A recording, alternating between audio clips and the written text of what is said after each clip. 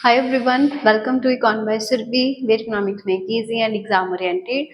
तो आज की वीडियो में हम सबसे इम्पॉर्टेंट टॉपिक को डिस्कस करेंगे कि यूनिवर्सिटी लेवल या फिर आप कॉलेज लेवल पे अपने इकोनॉमिक्स में किस तरह से हाईयर स्कोर अचीव कर सकते हैं। ठीक है, सबसे मतलब ये जरूरी नहीं है कि ये सिर्फ इकोनॉमिक्स के लिए है। अगर आपके पास हिस्ट्री है, पोल साइंस है, कोई भी थ्योरेटिकल सब्जेक्ट है तो ये सभी के लिए इक्वल अप्रोच ही है, तो आप इसको सभी सब्जेक्ट्स में फॉलो कर सकते हैं। ठीक है, तो ज़्यादा लंबा नहीं खींचूंगी, बिल्कुल ऑन द पॉइंट बात करेंगे कि अगर शायद मेरे को ऐसे लगता है कि मैं आपको अपने एक्सपीरियंस की बातें डिस्कस कर रही हूँ कि अगर ग्रेजुएशन में शायद हमें ये चीज़ पता होती है। मेरे को याद है फर्स्ट ईयर जब मेरा फर्स्ट सेमेस्टर में इकोनॉमिक्स का एग्जाम था, हमें तो पता ही नहीं था कि पेपर कैसे अटेम्प्ट करना है, कितनी शीट्स भरनी है। मेरे खुद के बड़े कम नंबर आए थे फर्स्ट सेमेस्टर में, पर जैसे जैसे हम करते गए एमए में जाके मास्टर्स जब मैंने करी है तब हमें सही पता चला है कि अच्छा पेपर ऐसे करते थे, मतलब ऐसे इसको पढ़ते हैं। ठीक है, तो मैं आपको अपना एक्सपीरियंस शेयर करूंगी कि आप ऐसे ऐसे अगर करोगे तो आप अपना बहुत अच्छा स्कोर कर सकते हैं। ठीक है, तो सबसे पहले है कि know the syllabus as per unit. आपने क्या करना है जब भी आप कोई भी सब्जेक्ट को शुरू करते हो तो ना जैसे चैप्टर्स लिखे हैं उसके आगे वाले पेज के ऊपर यूनिट वाइज आपको बांटा होता है कि यूनिट 1 में इतना कंटेंट है, यूनिट 2 में इतना कंटेंट है। उस हिसाब से ना आपको पता चल जाएगा कि यूनिट 1 में कितने चैप्टर हैं। ठीक है, वैसे तो मैं तो आपको सलाह दूंगी कि आप सारे चैप्टर करो। फॉर एग्जाम्पल की जैसे ये चीज है, यूनिट 1 में कंज्यूमर बिहेवियर है एंड यूनिट 1 में दो पोर्शन बने हुए हैं। अगर आप एक पोर्शन भी बहुत अच्छे से करते हो तो उसमें से आपका एक लॉन्ग क्वेश्चन कवर हो जाएगा। बट मैं आपको सलाह दूंगी कि आप दोनों करो, पर अगर आपके पास दोनों यूनिट्स कर मतलब दोनों पार्ट्स करने का टाइम नहीं है तो यूनिट 1 में से जैसे एक अपर पोर्शन अच्छे से कर लो ताकि आपका लॉन्ग क्वेश्चन अच्छे से हो जाए। अब मैं इसलिए आपको बोल रही हूँ कि आप सारा सारा करो क्योंकि उसमें से है शॉर्ट क्वेश्चंस भी कवर हो जाएंगे। जब जैसे कि नवंबर तक मैं आपको एक गेस्ट पेपर बना के दूंगी, जैसे मतलब 13 से 14 क्वेश्चन, कि आप उनको अच्छे से कर लो कि आपका सारा रिस्क कवर हो जाता है कि इतना इतना तो आप मिनिमम करो ही। ठीक है, तो सबसे पहले जब भी आप कोई सब्जेक्ट स्टार्ट करते हो उसको आप यूनिट वाइज बांट लो कि यूनिट 1 में इतने हैं, यूनिट 2 में इतने हैं, यूनिट 3 में इतने हैं, यूनिट 4 में इतने हैं। सो दैट कि आपको पता चल जाता है कि इसमें से अगर आप इतना पोर्शन करोगे तो आपका एक 18 नंबर या आपका 12 नंबर का क्वेश्चन क्या है, श्योर शॉट है, पक्का है, आना ही है। ठीक है, number second is right answer in the proper manner. अब इसमें क्या होता है कि शीट्स का हिसाब होता है कॉलेज लेवल में। ठीक है, कि मान लो कि एक लॉन्ग क्वेश्चन है 18 नंबर का है, मैं पीयू की बात कर रही हूँ, या फिर 12 नंबर का है पंजाबी यूनिवर्सिटी, तो उसमें एटलीस्ट आप 6 शीटें तो मिनिमम भर के आओ। यूनिवर्सिटी शीट ऐसे चौड़ी होती है और वैसे कम होती है, मतलब स्पेस कम होती है उसमें, वैसे चौड़ाई में वो काफी होती है। ठीक है, तो ऐसे होते हैं कि मान लो हर क्वेश्चन का एक प्रॉपर सीक्वेंस आना चाहिए।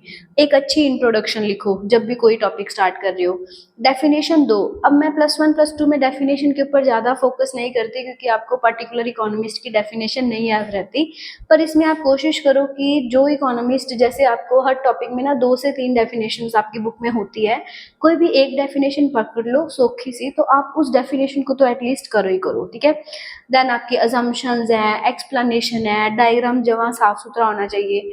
तो एक प्रॉपर सीक्वेंस होता है। ठीक है, इंट्रो, डेफिनेशन, अजम्पशंस, देन हमारा क्या कहते हैं डायग्राम, देन डायग्राम को एक्सप्लेन करेंगे, उसकी लिमिटेशंस लिखेंगे, कंक्लूजन। अब जरूरी नहीं है कि किसी क्वेश्चन में आपको लिमिटेशंस नहीं बोला तो लिमिटेशंस लिखनी नहीं है, लिखनी है कंक्लूजन एंड इंट्रोडक्शन। आपका कंक्लूजन इतना को अच्छा होना चाहिए क्योंकि कंक्लूजन पे आपको एग्जामिनर ने मार्क्स देनी है। ठीक है, तो कंक्लूजन, इंट्रोडक्शन बढ़िया से बढ़िया, मतलब जितनी भी आप अच्छी लिख सकते हो।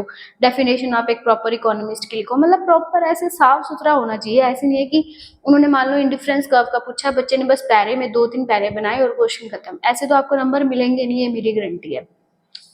नेक्स्ट है analysis the previous year question papers. आपको कोई भी साइट में, या मैं पीयू के तो मेरे पास पड़े हैं, मैं आपको दिखा दूंगी, आप पहले 2 साल या 3 साल के पहले प्रीवियस ईयर चेक करो कि कैसे पेपर आते हैं। जैसे मान लो पिछले साल यूनिट सेकंड में क्या आया था, उससे पिछले साल यूनिट सेकंड में क्या आया था। जब हम पढ़ते होते थे तो ऐसे होता था कि जो पिछले साल आया, मतलब जो पिछले से पिछले साल आया वो क्वेश्चन रिपीट हो जाते हैं, पर एक बार आप देखो पिछले साल का, देखो उसके पिछले साल का, देखो कि किस तरह से क्वेश्चन बनते हैं, ताकि आपको आइडिया हो जाएगा। अब ऐसे नहीं है कि अब आप बड़े हो गए तो क्वेश्चन जो आपके बुक के पीछे दे रखे हैं बस वो ही करने हैं, वो नहीं करने। आप देखो कि कैसा क्वेश्चन आया है। For example law of demand में से आता होता है difference between the increase and extension and decrease and contraction. तो आप वो क्वेश्चन से आइडिया ले लिया और खुद के वो वैसे नोट्स बनाओ, ठीक है, कि आइडिया ले लो कि ऐसे ऐसे क्वेश्चन आ सकते हैं, तो वैसे वैसे वो आप खुद के नोट्स बनाओ कि आपको आइडिया हो जाए, क्योंकि पेपर में आपके पास इतना टाइम नहीं होएगा कि आप सोच के करोगे कि अच्छा जी इंक्रीज में ये था, कॉन्ट्रैक्शन में ये था। आप देखो उसी हिसाब से आप अपने नोट्स प्रिपेयर कर लो, ठीक है। प्रैक्टिस आंसर राइटिंग, आप क्या करो, मैं 3 घंटे का पेपर होता है आपका, आप मान के चलो आपको पौने 3 घंटे ही मिलेंगे। पौने 3 घंटे में 4 यूनिट्स करने, मतलब 4 लॉन्ग क्वेश्चंस करने हैं, उसके बाद शॉर्ट क्वेश्चंस भी करने हैं। आपको मेरी याद, ये वाली बात आपको पेपर में याद आएगी। इवन इवन अभी तक मैं एग्जाम्स दे रही हूँ, मेरे खुद से नहीं, पहले घंटे में आपका सिर्फ एक लॉन्ग क्वेश्चन होगा, खत्म ही नहीं होता वो, इतना ज्यादा टाइम लग जाता है। तो मैं आपको कहूंगी कि जैसे आपका कोई मान लो एक यूनिट प्रिपेयर होगी, सैटरडे या संडे को उस यूनिट को लेके बैठो और उसको लिख लिख के देखो कि आप देखो कि उसको कितना टाइम ले रहा है, ठीक है। आप अंदाजा मैक्सिमम से मैक्सिमम एक क्वेश्चन 35 या 40 मिनट से ज्यादा तो होना ही नहीं चाहिए। अगर आप 40 मिनट एक क्वेश्चन पे लगा रहे हो ना, आपका क्वेश्चन नहीं खत्म होगा। पहले आप लिखो, मान लो 40 मिनट लगे, दूसरी बार लिखा है, उसको टाइम को कम करते जाओ, मतलब 20 25 मिनट हद रखो कि आपने एक लॉन्ग क्वेश्चन उसमें खत्म करना ही करना है। अगर मैं इधर 25 बोल रही हूँ तो आप वहां पे 35 ही लगाओगे, ठीक है। इसलिए मैं कम से कम टाइम बता रही हूँ। एंड फिफ्थ है concept clarity should be strong.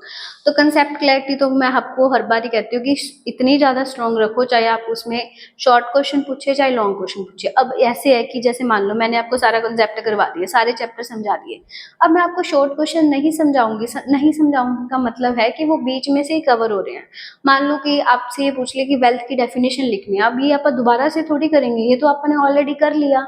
तो आप ये करना कि जब आपका ऑलमोस्ट सारा सिलेबस हो जाए तो 2 मार्क्स पहले वो करो जो प्रीवियस ईयर में आ रखे हैं। उसके बाद मैं आपको पर्सनली बता दूंगी कि 2 मार्क्स ये वाले कर लो, आपके लिए पेपर पेपर के लिए इनफ है, ठीक है। तो इन 5 पॉइंट्स को ध्यान में रखो।